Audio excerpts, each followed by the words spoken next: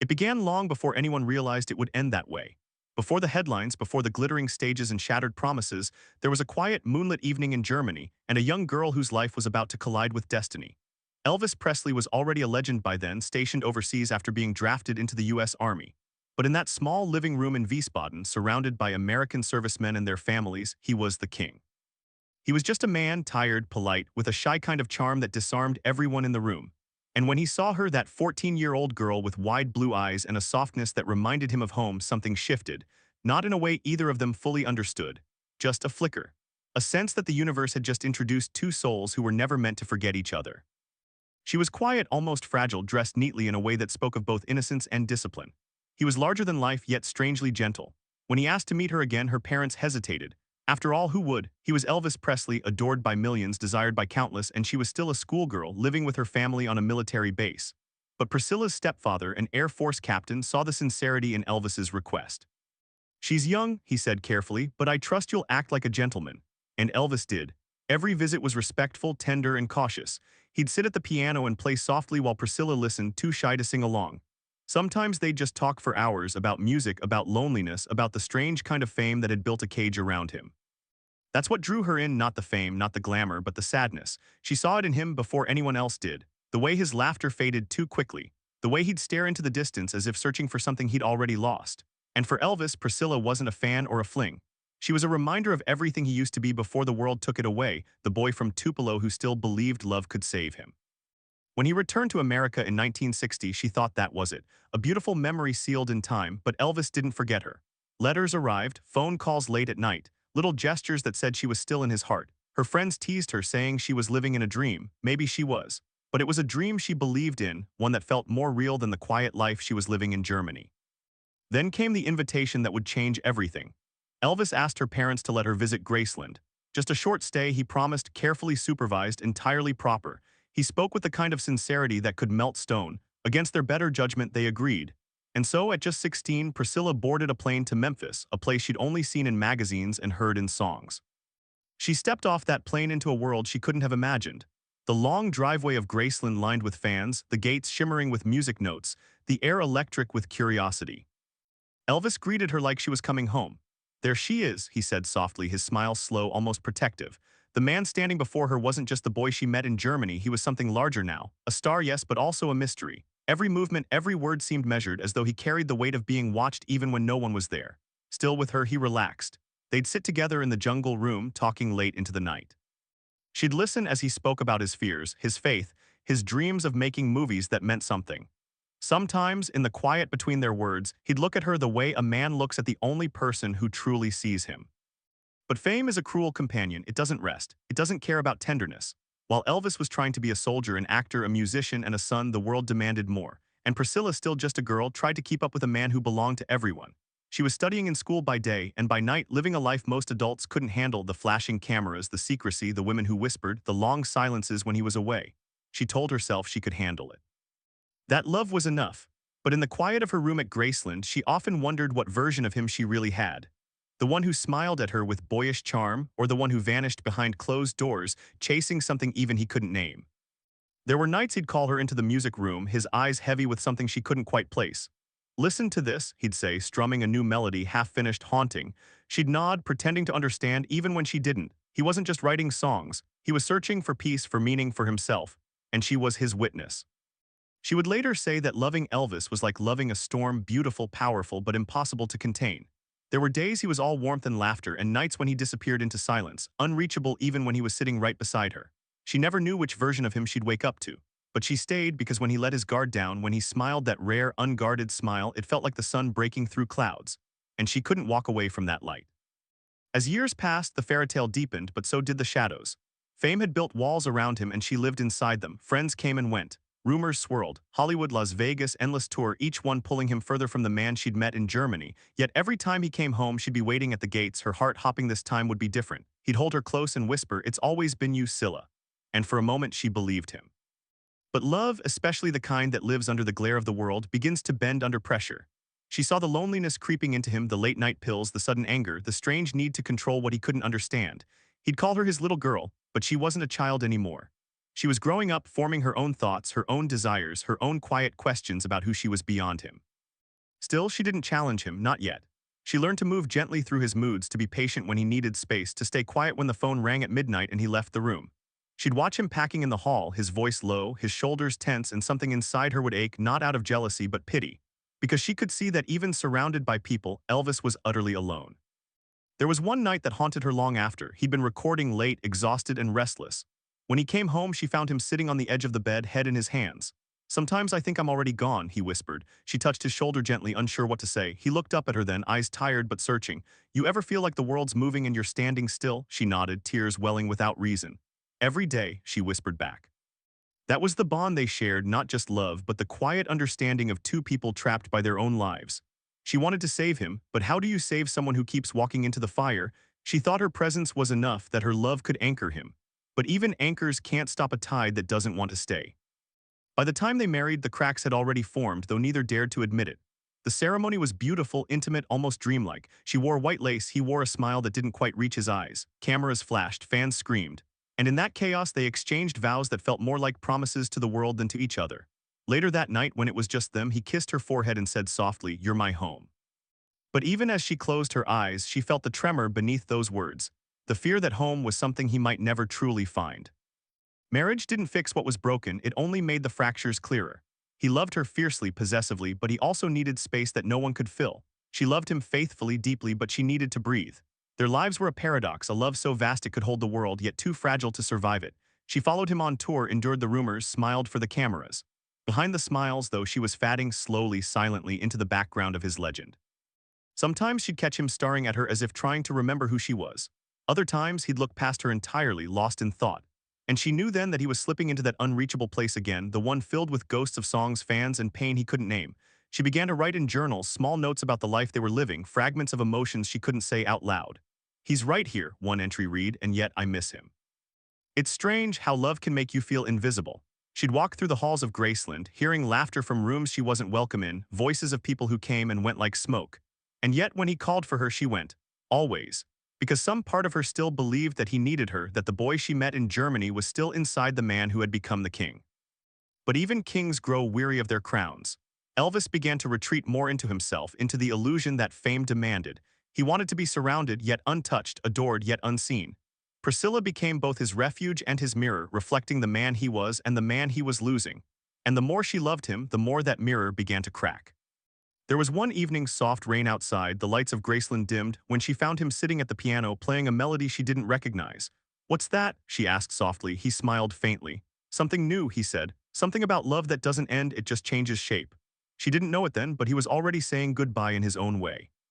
Even then, she couldn't imagine a world where they weren't together. The thought was too painful, too absurd. But deep down, she could feel it, the slow unraveling of something sacred. Every silence grew heavier. Every smile a little shorter, every goodbye before a tour a little colder. She'd stand at the doorway watching him drive away, headlights fading into the night, and she'd whisper the same words every time, "Come back to me." But love can't compete with destiny. And destiny had plans neither of them could control. She began to see the truth in his eyes before he said a word, the exhaustion, the guilt, the unspoken sorrow of a man torn between what the world demanded and what his heart desired. She loved him still, maybe more than ever, but love had turned into something quiet, aching, and endless. If you asked her years later when she knew it was slipping away, she'd say it wasn't a single moment. It was 1,000 small ones, the missed dinners, the canceled plans, the half-smiles, the apologies that never reached the soul. It was the sound of him laughing at a distance she could no longer cross. And still she stayed. Because when you love someone that deeply, walking away feels like erasing a part of yourself. What she didn't know then was that the love she was fighting to protect would one day become a ghost he'd never stop chasing.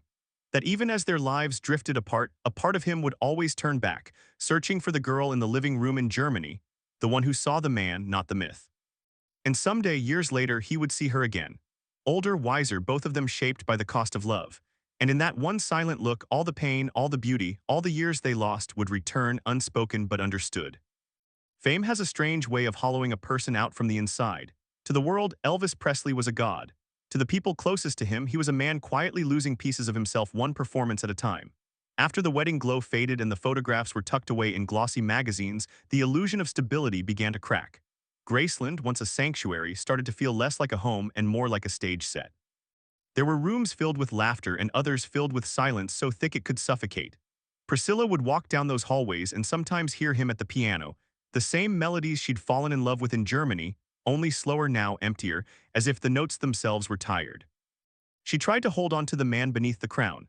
She'd bring him coffee, sit quietly while he played, remind him of simpler times. He'd smile, sometimes even laugh, but his eyes told another story.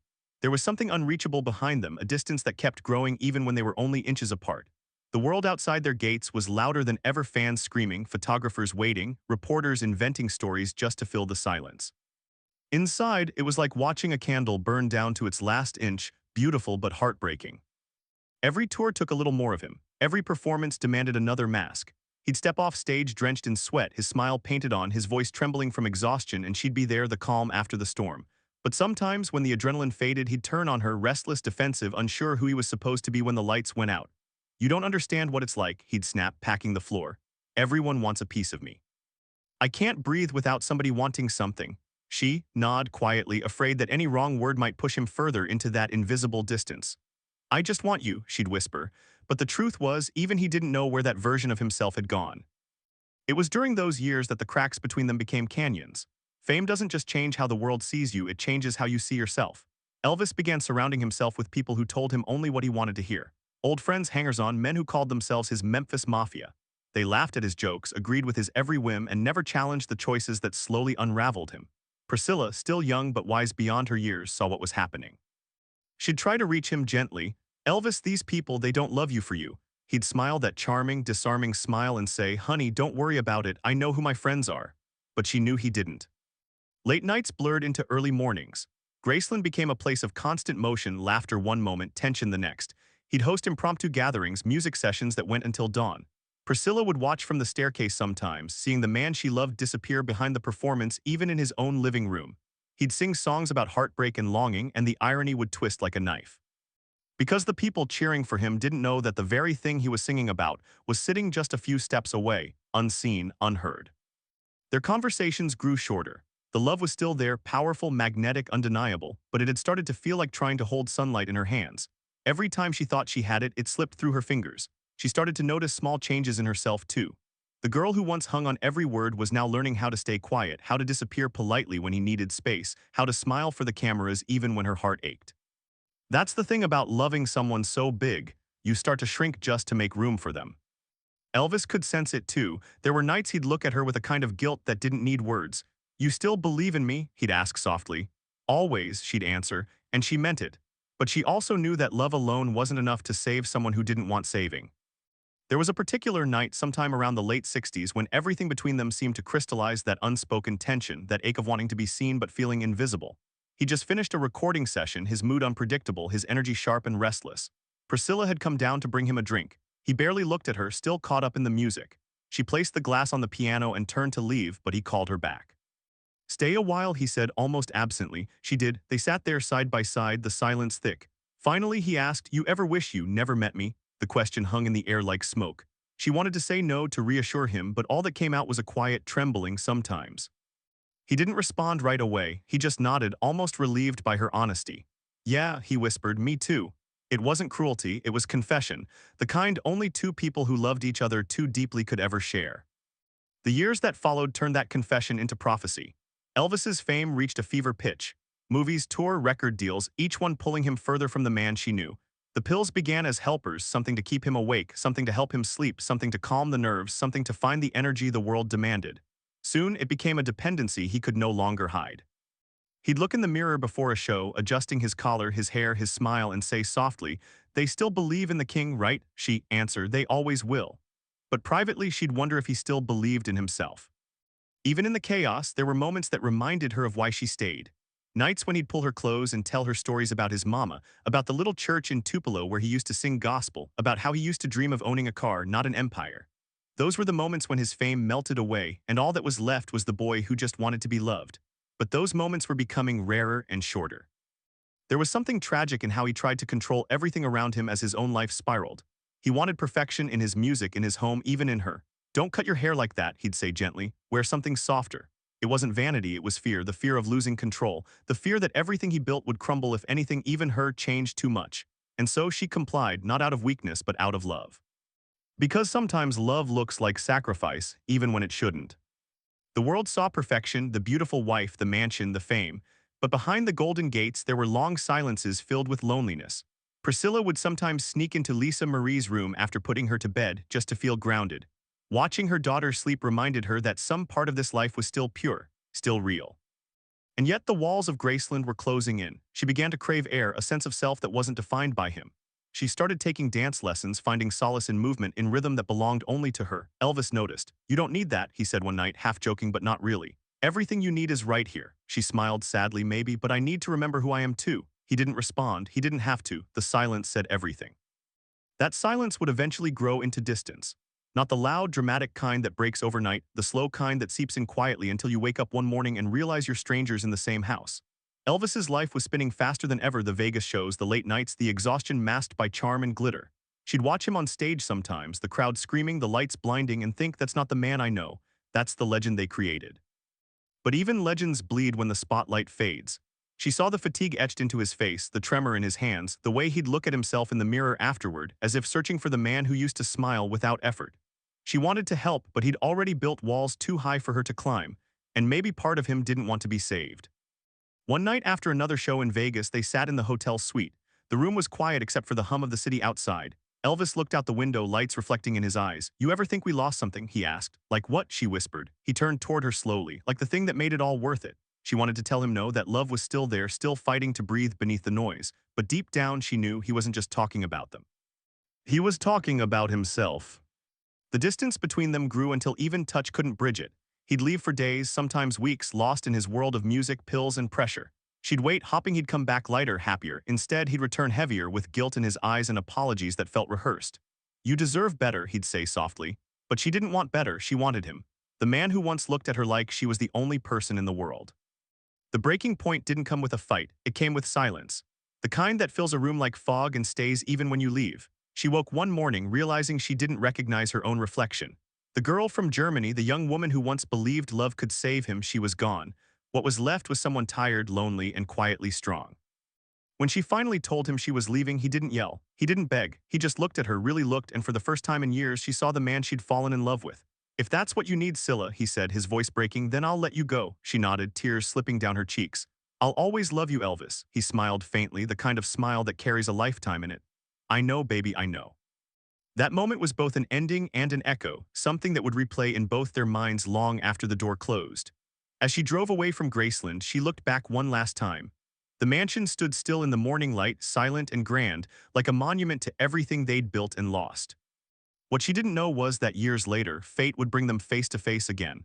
Older, changed, carrying all the weight of their choices, and in that quiet final look between them, everything they never said would finally be heard. The house was quieter after she left. Too quiet. Even the air inside Graceland seemed heavier, as if it carried the weight of things unsaid. Elvis walked the halls like a ghost in his own home, not the king of rock and roll, not the legend, just a man who had finally been left behind by the one person who truly knew him. He'd wander into the music room late at night, sit at the piano, and play the same chords over and over. Sometimes he didn't even sing. It was as though he was trying to fill the silence with sound, to convince himself he wasn't completely alone. But the truth was, he was. Priscilla was gone, and the walls he'd built to protect himself were now closing in. The men around him still laughed, still followed orders, still called him boss. But there was a new emptiness behind every laugh, every joke. They could sense it too, that something sacred had been lost. Elvis would crack a smile, say he was fine, but the moment they looked away, his expression would fall. The man who could command a stadium full of people couldn't seem to command his own heart anymore. He told himself he didn't need her. He told himself it was for the best, that maybe she'd find happiness away from all the chaos. But some nights when the pills wore off just enough for the truth to slip through, he'd admit it. He missed her. Not the idea of her, not the image the world painted, but the real her. The quiet girl from Germany who used to sit beside him at the piano, who understood his silences better than his words. He'd stare at old photographs, the corners frayed from handling, and whisper things into the empty room like prayers. "You were right, Scylla, I just didn't know how to stop." The world outside didn't slow down, it never did for Elvis. New tour, new recordings, new expectations, but the spark was dimming. The Vegas shows became routine, the applause felt hollow. He could still make the crowd scream, still flash that electric smile, but every time he left the stage, the quiet came rushing back, louder than before. There's a loneliness that comes with being adored by millions. It's a strange, cruel kind, the kind that convinces you you're loved, even when no one truly knows who you are. Priscilla tried to stay in touch, mostly for Lisa Marie's sake. The phone calls were polite, distant, filled with talk about school, birthdays, small things. But beneath the surface was a current of something deeper, regret, affection, unspoken love. Elvis would listen to her voice, close his eyes, and imagine she was still in the next room. "You doing all right, Scylla?" he'd ask softly. "I'm fine," she'd say, and both of them would lie, because fine was a word people used when their hearts were breaking quietly. He'd hang up and walk to Lisa's room, watching her sleep, and it would hit him the full weight of everything he'd lost. The family he'd dreamed of having, the peace he thought fame would buy, the woman who once believed in him more than he believed in himself. He'd sit there in the dim light, whispering lullabies under his breath, songs that no one would ever hear. Songs written for two people who'd gone separate ways but never stopped loving each other. As the years rolled on, the world started to change. New music, new faces. Elvis tried to keep up, but the fight was wearing him down. His shows grew shorter, his energy flickered like a dying flame, and yet when he was on stage, he still gave everything. The moment the lights hit him, something primal woke up inside, that old magic, that electricity, but it came at a cost. The pills became his way of holding it all together, a fragile bridge between who he was and who he wanted to be. He'd tell himself it was just to get through the night, just to keep performing. But deep down, he knew he was running from something he could never escape, himself. People around him noticed the change. His friends whispered behind closed doors. His manager, Colonel Parker, pushed him harder, booking more shows, chasing more money, blind to the fact that the man at the center of it all was breaking apart. "He's fine," Parker would say. "The king's unstoppable." But even kings have limits. Sometimes, when the loneliness became too much, Elvis would drive at night. No security, no entourage, just him and the road. He'd park near the old neighborhoods he grew up in, rolling down the window to breathe the humid Memphis air. He'd stare at the old houses, the empty streets, and remember the boy who once dreamed of being someone. That boy didn't want fame. He wanted music, family, love. And somewhere along the way, he'd lost sight of all three. It was during one of those nights that he found an old letter Priscilla had written years earlier. It had been tucked away in a drawer, untouched. Her handwriting was neat, careful, as if each word was meant to protect him from himself. "You can't save everyone, Elvis," it read, "but you can still save yourself." He stared at those words for a long time. They felt like both a warning and a lifeline. He tried to take her advice. For a while he really did. He started working out again, cut back on the pills, talked about doing movies that mattered, songs that spoke to the heart. But the world around him didn't want introspection, it wanted the king. The sequin jumpsuits, the flashing lights, the spectacle. Every time he tried to slow down, someone reminded him that the machine needed him. The fans, the contracts, the money, it all depended on him showing up. And so he did. Even when it hurt, even when it was killing him. There were rare moments of peace. Once Priscilla brought Lisa to visit Graceland. It was supposed to be simple, a short visit just for their daughter. But when he saw Priscilla step out of the car, something inside him froze. She looked different, stronger, surer of herself, but her eyes were the same. Those same soft blue eyes that once made him believe he could be better. For a moment, time stopped. They spoke politely at first, like two people trying not to touch an old wound. Lisa ran through the house, her laughter echoing through rooms that hadn't heard joy in a long time. And then there was silence, just the two of them in the living room, the air heavy with everything they weren't saying. "You've done good," he said quietly, nodding toward Lisa's laughter down the hall. "She's happy." Priscilla smiled, her voice soft. "So could you be Elvis if you let yourself?" He looked at her then, really looked, and it hit him with the force of a lifetime. This woman, this girl he'd met when he was still whole, still innocent, had seen him at his best and his worst. She knew the man behind the myth, the boy behind the crown. And standing there watching her, he realized something he'd never said aloud. He had never stopped loving her, not for a single day. But love, he knew now, wasn't always enough to hold two people together. Sometimes it was the thing that set them free. The visit didn't last long. When she left, he walked her to the door, his heart heavy but calm. "Take care of yourself, Scylla," he said softly. "You too," she replied. And then it happened, that look, that final quiet moment where words failed but souls spoke. Their eyes met and everything they'd been through, the love, the pain, the distance, collapsed into that single heartbeat. There was no anger, no bitterness, just understanding. She gave a small nod and he smiled. "You know," he said, almost whispering, "I think I finally get it." She looked at him, eyes shimmering. "Get what?" "That love don't die, it just changes shape." She left and the door closed gently behind her. Elvis stood there for a long time, his hand resting on the doorknob, staring into the empty space she'd left behind. That look, her look, stayed with him. It wasn't goodbye, it was forgiveness, and that was somehow harder to carry. In the weeks that followed, he seemed lighter in some ways, quieter in others. His friends noticed he'd become more reflective. He'd talk about God, about destiny, about second chances. Sometimes he'd mention Priscilla, always with a softness that bordered on reverence. "She was my compass," he told one friend, "even when I didn't know which way was home." But even as his heart softened, his body was failing. Years of exhaustion, of sleepless nights and chemical escapes had caught up to him. He'd wake in the middle of the night, sweating, gasping, staring at the ceiling like he was waiting for something or someone. The men around him tried to keep up appearances, tried to keep the myth alive. But the truth was undeniable. The king was fatting. In his final months, he spent more time at Graceland, away from the lights, the crowds, the noise. He'd sit in the garden, sometimes humming quietly to himself. The fans still gathered outside the gates, candles flickering, voices calling his name.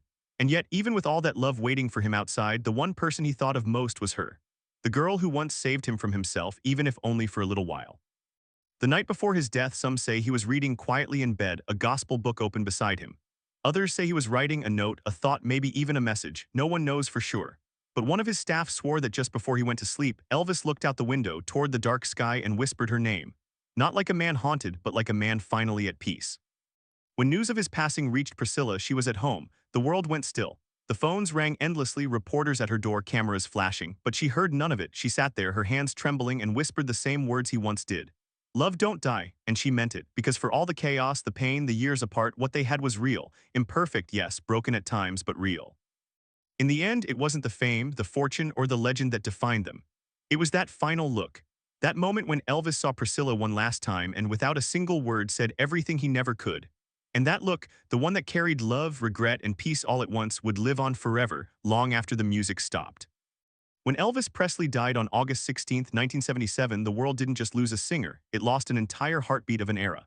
The headlines were loud, the crowds outside Graceland were endless, but inside those gates the silence was unbearable. The fans cried for the legend. Priscilla cried for the man. For her, it wasn't a public tragedy. It was the quiet collapse of something deeply personal, the end of the only love that had ever truly defined her. She arrived at Graceland that morning to a scene that didn't feel real. Reporters pressed against the gates, fans sobbing into each other's shoulders, candles flickering in the heat. Someone whispered her name, "It's Priscilla," and the crowd parted like a wave. She walked slowly through the chaos, her face pale, unreadable. People stared, but she didn't see them. All she could see was that familiar white mansion at the end of the drive, the place where every memory lived and now where it all ended. Inside, everything felt frozen in time. The air was still thick with grief. His glasses were on the piano. His favorite book, a gospel one, lay open beside his chair. She reached out and touched it gently, her fingers trembling. It was like touching the last breath of a dream. A man who once seemed immortal had vanished overnight, leaving behind only echoes. She didn't say a word. She didn't need to. Everyone in that room already knew this wasn't just the death of a person. It was the death of an idea. The funeral was a blur of flowers, hymns, and faces she barely recognized. Presidents sent messages. Movie stars attended, but none of it felt real. She kept waiting for him to appear, to walk in with that crooked smile and say, "You didn't think I'd leave you like that, did you, baby?" But he never did. And when the casket finally closed, Priscilla realized she had spent half her life waiting for him to come back, and now she'd spend the rest learning how to let him go. After his burial, Graceland became something else, not just a home, but a monument. Fans from all over the world came to stand at those gates, to leave flowers, letters, prayers. The Colonel wanted to keep it private to protect the Presley name. But Priscilla saw something different. She saw a story that needed to be shared, a legacy that couldn't die behind locked doors. And so she made a decision that would change everything. She opened Graceland to the public. It wasn't an easy choice. People questioned her, accused her of exploiting his memory, but she knew what Elvis would have wanted. "He belonged to the people," she said softly in an interview. "He always did." It was her way of giving him back, of making sure the man she once loved wasn't forgotten behind rumors and tabloid headlines. In the years that followed, she became the keeper of his legacy. Every photo, every artifact, every note of his music, she treated it like sacred history. She worked tirelessly to preserve the truth of who he was, not the jumpsuits, not the headlines, but the human being beneath them. The one who loved deeply, who hurt quietly, who gave everything he had until there was nothing left to give. People often wondered how she did it, how she could still speak about him with tenderness after everything they'd been through. But the truth is, Priscilla never saw their story as a tragedy. She saw it as a lesson. About love, about loss, about what it means to grow beyond someone without ever really leaving them. She once said in an interview, "I think when you love someone that much, a part of them always stays with you. You can't erase it, you just learn to carry it differently." And that's exactly what she did. She carried him through the years, not as the man who broke her heart, but as the man who changed her forever. She raised their daughter with grace, protected the Presley name with dignity, and turned grief into something purposeful. But no matter how many years passed, that one moment, that final look, never left her. People who were there during his last years say that when Elvis looked at Priscilla one last time, there was something different in his eyes, something unspoken but painfully clear. It wasn't longing. It wasn't regret. It was peace. As if he'd finally understood that love doesn't always mean staying. Sometimes it means letting go and trusting that what you shared will outlive you both. That moment, that look, became a kind of legend among those who knew them. The way he watched her walk away that final day, the silence, the soft smile, the acceptance. It was as if in that instant everything came full circle. The boy from Tupelo who dreamed of being loved, the man who conquered the world, the icon who became too big for his own heart, all of it led back to her. Years later, when Priscilla walked through Graceland's halls as its caretaker, she often paused by his old piano. Sometimes, when no one was around, she'd rest her hand on the keys and press one softly. The sound would linger, faint, fragile, almost like a whisper, and she'd close her eyes and listen, half expecting to hear his voice again. "You're still here, aren't you?" she'd whisper. Maybe she didn't need an answer. Maybe that note still hanging in the air was answer enough. The irony of Elvis's life was that the man who gave so much to the world could never quite give enough to himself. He wanted to be loved by everyone, yet couldn't believe he deserved it. Priscilla saw that before anyone else did. And maybe that's why their story still hurts people even now, because it wasn't about fame or failure or scandal. It was about two people who loved each other too much for a world that wouldn't let them stay that way. She once said that she never saw his death as the end of their story. "It's strange," she admitted, "but I still feel him. In the music, in the air, in the way people talk about him, he's everywhere." And maybe that's the truth. Elvis never really left, not for her, not for the millions who still whisper his name. There's something timeless about the way people love him. Every generation rediscovers him like they're meeting him for the first time. They don't just hear his music, they feel it. The sincerity, the pain, the vulnerability behind every lyric, that was his gift, the ability to make even strangers feel like they knew him. But for Priscilla, she didn't have to imagine who he was, she knew. She saw the man who hid behind the laughter, the one who fell asleep mid-sentence, exhausted, the one who still called his mama baby when he missed her too much. That's the Elvis she loved, the one the world never really got to see. As the years passed, time softened the story. The anger faded, the gossip blurred. What remained was something simpler, a love that, despite everything, refused to die. Priscilla built her own life, found her own identity, but she never distanced herself from him. Every time she spoke his name, there was a quiet reverence in her voice, a respect that came from understanding that the best and worst parts of him were forever intertwined. Sometimes, at anniversary events, she'd stand at the gates of Graceland surrounded by thousands of fans holding candles, their faces glowing in the Memphis night. She'd look out at that sea of flickering lights and realize that what they were really doing wasn't mourning him, they were keeping him alive. Every song they played, every memory they shared, every tear they shed, it all kept his spirit breathing. And in that glow, she could almost see him again, standing in the doorway, smiling, waiting for her to come home. People often asked her if she ever stopped loving him. She'd smile faintly and say, "No, but it changed, love changes." And maybe that's the lesson in all of it, that some connections don't disappear. They evolve. They stretch across decades, across life and death, until what's left isn't romance or pain, but something purer, understanding. The last time she spoke publicly about him, she said something that stayed with everyone in the room. "You don't get over a love like that," she said softly. "You just learn to live with it. You make peace with the parts that hurt, and you keep the parts that make you who you are." For Priscilla, peace didn't mean forgetting him. It meant finally accepting that the boy she met all those years ago, the one who sang her to sleep and dreamed of something bigger than himself, had found his way home. Not in fame, not in fortune, but in memory. In her. And maybe that's why, even after all this time, when people visit Graceland, they don't just come to see a house. They come to feel something. They come to remember that even the biggest legends are built from heartbreak, from hope, from two people who dared to love in a world that didn't always understand them. That final look, the one Elvis gave her and the one she still carries in her heart, is the thread that ties it all together. It's the proof that love doesn't end when a heartbeat does. It lingers quietly in the spaces between memory and music, in the echo of a song, in the way his name still feels like home when she says it. Because when Elvis looked at Priscilla one last time, he wasn't saying goodbye. He was saying thank you for seeing the man when the world only saw the myth, for loving him even when he couldn't love himself, for being the one person who reminded him, even in the end, that he was still human. Maybe that's why his story still moves us, because deep down we all understand it. The way love changes shape but never disappears. The way two people can drift apart and still remain bound by something invisible. Elvis and Priscilla's story isn't about perfection, it's about truth. About how love, at its most painful, is also what keeps us alive. But what do you think? Did Elvis ever find peace in those final years? And did Priscilla ever truly let him go, or was a part of her forever waiting at that door? If you don't want to miss the next hidden truth behind their untold story, subscribe now so you're here when we uncover the next chapter in the legacy of Elvis Presley. Because sometimes, the answers we're looking for aren't in the spotlight. They're in the silence it leaves behind.